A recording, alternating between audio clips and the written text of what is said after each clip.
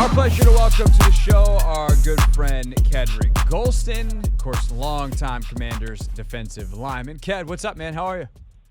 Craig, how you doing, man? Thanks for having me. Absolutely, our pleasure as always. Doing well, although I am moving right now, so it's been a little stressful, as you can imagine. The joy of moving. It's one of those things where the goal is just to get the boxes in the other building, but then Yes. you realize once you get them there, you got to do something with them. Yeah, I don't want to think about that part right now. We're very much just get things, because we're literally moving across the street from one building to another, and so we're just like, it feels very stupid because we're just like toting these carts across the street with all of our stuff. I guess we have to be moving, but I just imagine people walking by be like, what are those two people doing? Me and my wife just like wheeling pots across the street. Hey, such is life, man. Such is life. So we wanted to have you on, of course, because of the trade deadline and the moves the Commanders make. They unload Chase Young and Montez Sweat. They get some nice draft capital in return. Let's just start super broad, though. Like, what is it that you hear the news that Tez is getting traded. You hear the news that Chase is getting traded. What do you make of it? You know, it's super interesting, right? I mean, I think this time last year, we were thinking about is Deron Payne going to get traded? You know what I mean? When you just look at kind of conventional wisdom and are they really going to dedicate that many resources to two defensive tackles?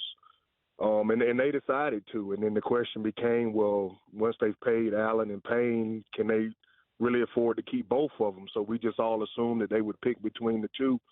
But I also think that now that, the season's going the way that it's going, the defense has some good moments, has some bad moments. And so you kind of, reassessing the situation. And so if you know you're not going to, one, be able to re-sign those guys, two, want to re-sign those guys, then I think it was a real shrewd move for them to be able to get some type of compensation back for those players and to give them the opportunity to go out there and, get with a new organization and hopefully for both of those guys hit the free market and make all the money they can. Yeah, definitely. Well, I mean, this all starts, though, with the fact that they didn't, it didn't work. Like, they are one of the worst defenses in the league production-wise this year. And, we can parse out some of the numbers maybe and say, oh, well, the offense put them in bad spots in this game, whatever. But, at the end of the day, now we're halfway through it, and they're second worst in the league in yards and points against. Some of the advanced analytics, they're bottom 5. It's bad. Why do you think it didn't work ultimately with all that talent on that D-line where they have not been able to be good, nevertheless dominant in the way that I think a lot of us were hoping? Yeah, it's interesting. You know what I mean? You just look at the pedigree of those guys, and from an individual standpoint, have some really big moments. I got a ton of respect for those interior guys, and I really enjoy watching Sweat play. And Young, he came here as a rookie and was all that we thought he would be, and then obviously had the setbacks with injuries. Without being in those meetings, understanding, you hear a lot of – the sad thing about it is now is you're hearing a lot about, them talking about Chase freelancing and kind of doing his own thing. So I can't speak to that, but I do know, if you are a dominant defense, right, like everybody can't be doing their own thing. You know what I mean? And so one of the gifts and the curses about this defensive front is you have 4 guys that all have the ability at some point to take over a game.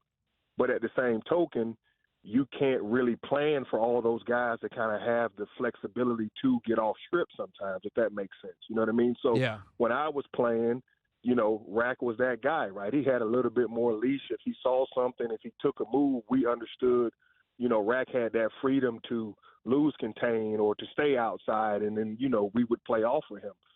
But when you got other guys that, with the production that they've had and the pedigree that they have, it kind of sometimes maybe put them in a bad situation, and sometimes quarterbacks were able to get out and so on and so forth. But, at the end of the day, with as dominant as this defensive line is, I would always say, can we really expect them in order to win a game to get 8 or 9 sacks a game? You know what I mean? If you look through the history of when this defense was playing good, when we were winning games, the defensive line was dominant.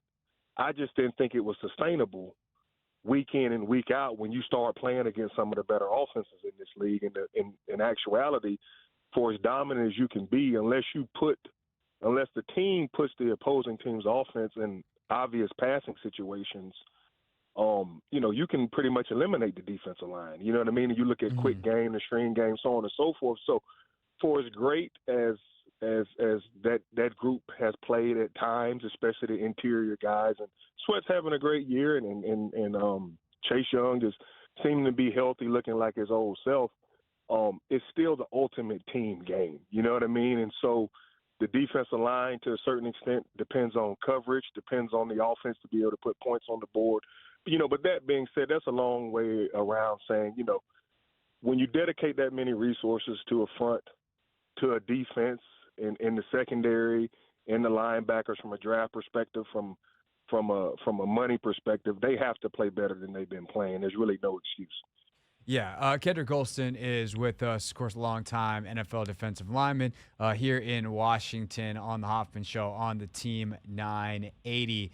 I'd love for you to speak a little bit more to what it's like to play against or play alongside someone like a Chase, in your case, a Brian Arakpo, as your career went on, like Ryan Kerrigan, guys that were those playmakers that had that license. Like, what's it like to be the next guy over, the one who's responsible for making that guy right, doing the dirty work, the stuff that doesn't get the attention, and why that's so important to making a defense function?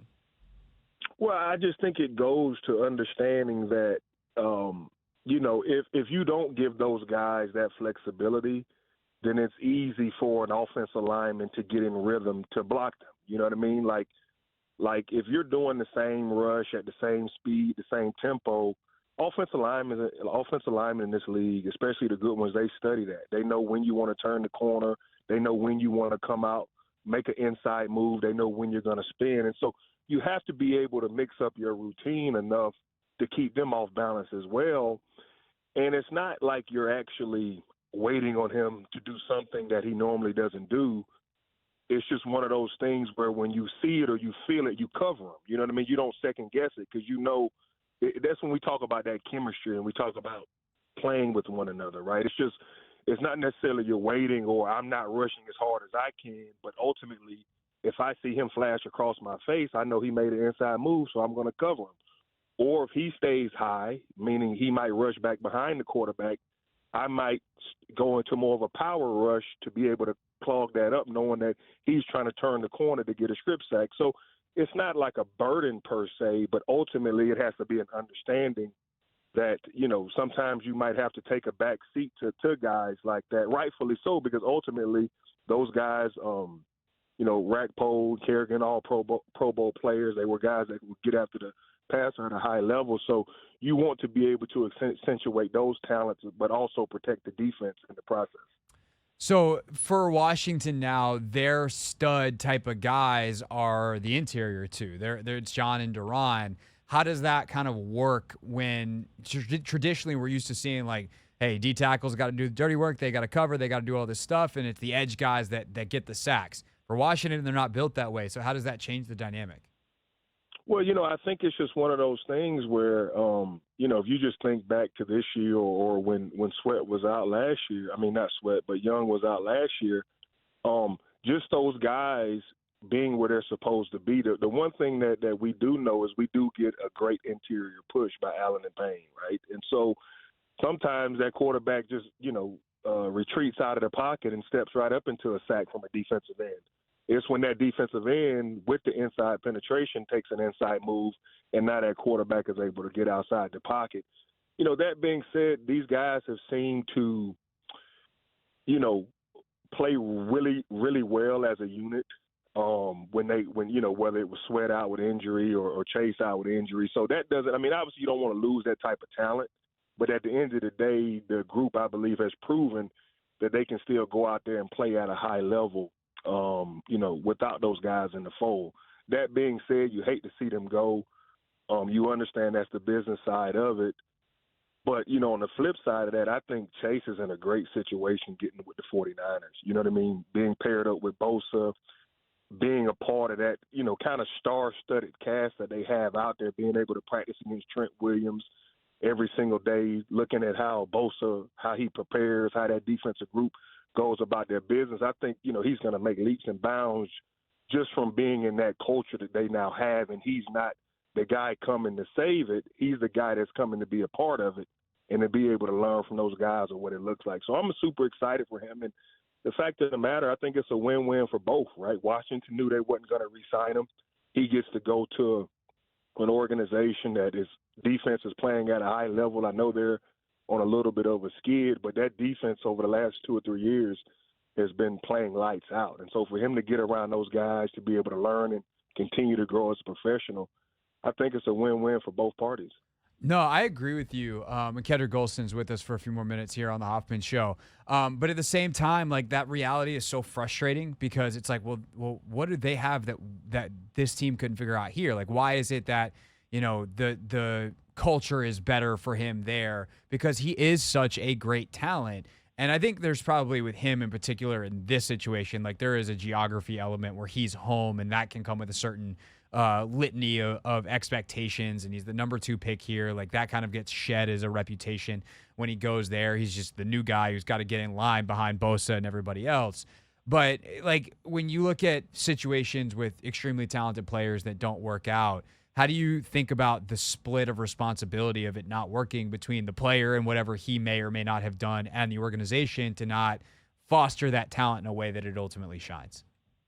You know, it's just one of those things that, like, it's so simple but yet so complicated. You know what I mean? I mean, I was there when Robert was there, and you've been around this business a long time. If you're producing at a high level on the field, there's a lot of stuff that people put up with, right? Oh, yeah. But when your production starts to decrease, then there's a bunch of things that now get on people's nerves. And so I don't want to speculate about Chase. I mean, but it was kind of like a slow boil, right? So he has the great rookie season, and then he doesn't show up for the off-season workouts, right? And he makes some comments that rub some people the wrong way, and then he gets injured, and then he doesn't rehab there. And he has that right because it's all voluntary. But at the end of the day, I think obviously the coaching staff and the front office didn't appreciate that. And so I just think it was one of those things, like you said, him being here at home, with the distractions that come with playing, for the city that you grew up in and so on and so forth. So, I believe that, you think with the second pick of the draft, they put every resource possible they could have for him to go out there and succeed, right? So I think at the end of the day, for both parties, they kind of need to accept responsibility and look in themselves in the mirror. For Chase, I wouldn't blame anything on the Commanders. I would look and see what could I have done, and from the Commanders' perspective, to say, hey, if we get a player like this or any player, what could we have done better to ultimately not try to be right or wrong, but to get the most out of this player so he could help our organization, if that makes sense. You know what I mean? Because at the end of the day, 100%. coaches should coach in order to put their players in the best situation so that their players can go out there and play at a high level. And from a player's perspective, take all the blame. What could I control and what could I have done differently? And that's why I think, you think about, like, why didn't Chris Carter work out in Philadelphia? You know what I'm saying? So it's just one of those things where it's not necessarily new, but sometimes a change of scenery. Sometimes now I think one of the main things is he's not the second overall pick anymore. He's a guy who has to go to a new organization that has been in NFC championship games, has another perennial a defensive player of the year candidate. You know what I mean? And so I think that's good for him. I think one of the main things, I think when the Commanders or the Washington football team didn't re-sign Kerrigan, after Chase's second year, in my opinion, I think that set him back from a developmental standpoint. Because now you had 2 young guys in the room versus a guy, say what you want to about Kerrigan. I know he's on the staff now, but it was a guy that you could lock him in for 10, 11 sacks a year and was just a quiet assassin. And if we would have been better as an organization, this guy would have been, on every billboard around because that's the type of player that he was. So I think putting him with other guys that, one, he respects, 2, that he can learn from, because not only do they seem to be professional off the field, but on the field playing at a high level, I think he's going to grow for me. You know what I mean? And so I think especially, and I'm not going to say the modern athlete, but, back when I played, you told players what to do and they were expected to do it. Now it's a little bit more, you have to communicate. You have to be able to explain the why. You have to be able to let them know, hey, I need you to do this because not only is it a benefit to you, but it's a benefit to your teammates and it's a benefit to this organization. Whether you like that or not doesn't matter. That's just the reality of where we're at in sports and pretty much in life. No, that's incredibly well put, and I'll even add to that too. Like, because of the way the salary cap is now, there aren't a lot of Kedric Golstons around. There aren't a lot of Lorenzo Alexanders around, and not necessarily Zoe when he was here, although to an extent. But like Zoe in Buffalo, the veterans are just not there. Like I'm trying to think. The oldest guy in the Commanders' locker room is probably Tress. Like I'm probably missing someone. Maybe Leno. Like. But there just aren't the guys that are in one place or in any place in the league for 12 years anymore, unless they're the star of stars. And so those veteran mentors are just not on teams in the way that they used to. And I think that probably, along with what you're saying, like makes that more problematic than it would just be a thing that is easily dealt with amongst teammates, where coaches have to get more involved, and there's not kind of a leadership hierarchy. There's a leadership cliff between coaches and players. Yeah, because ultimately, like, whether, young players, obviously, like, sometimes if you don't like what the coach is saying, you don't like what he's saying because you don't understand what he's saying. But a teammate in the locker room, away from the emotion of that situation, could tell you the exact same thing, but you hear it differently because it's coming from a different person, right? And your guard is off. And so I'm in total agreement with you. Like you said, based off of the salary cap, but, guys like that can still go out there, what you call your glue guys, right? They're able to, and people say they're good for the culture. No, they're good for a lot of stuff because what we're dealing with is human beings. We're dealing with young men that are super talented, right? For a lot of people, this is the first time Chase probably faced any adversity ever in his football career. Was his second year when he got injured. Up until that, he was always the man. He was the man at DeMatha. He was the man at Ohio State. He was the man as a rookie here, right? And so to be able to have to go through those situations for the whole world to see is tough for a young person to handle. And I'm not making excuses, right, because he's an adult and he get paid a lot of money, right, to play a kid's game. But that being said, we all, if we're honest, need people in our lives to help coast us through the difficult times and the good times so that we're better people for it. 100%. Kedric Golston with us here on the Hoffman Show. Ked, always appreciate your time, sir. Much appreciated today on a busy week, and we'll talk to you soon. Have a good one. All right, that's Kedric Golston, everybody. This is the Hoffman Show on the Team 980 and the Odyssey app.